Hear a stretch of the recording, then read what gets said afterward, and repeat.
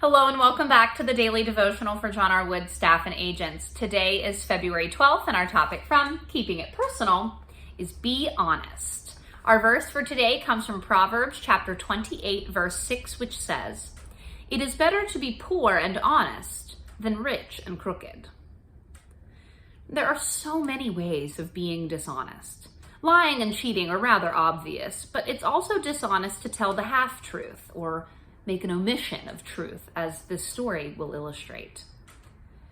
Mrs. Johnson invited several friends to a mushroom steak dinner. When she opened the can of mushrooms, she noticed a film of scum on the top. Ew, I'm so sorry. She tested the mushrooms on her dog. He ate some and begged for more, so she felt they were safe. Dinner went well.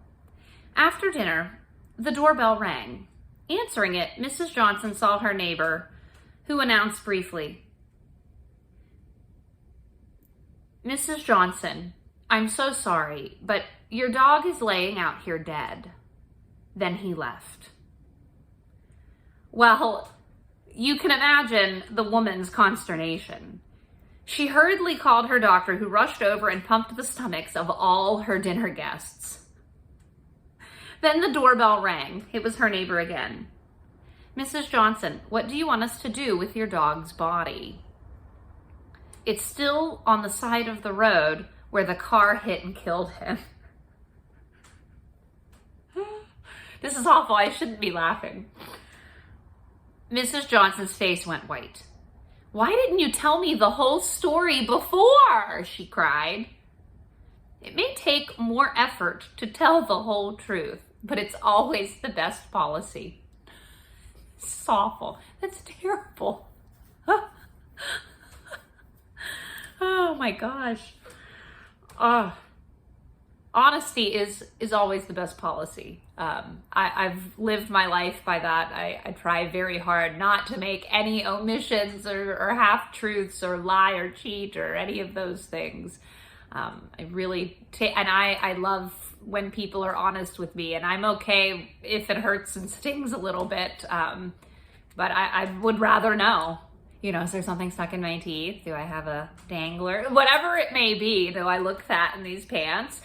I always go back to that story my mom had asked me one time, did an outfit look good on her? And it wasn't the best. So I told her, and she was upset with me, and I asked her, I said, "But did you want me to lie to you and let you go out in public?"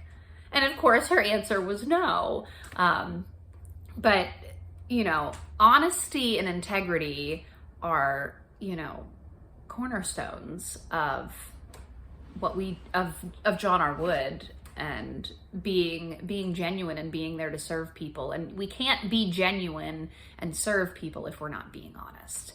It really starts with that honesty and the integrity to be honest and do the right thing, especially when nobody knows, when no one is watching, when no one is around to hear or see. So let's make it personal today.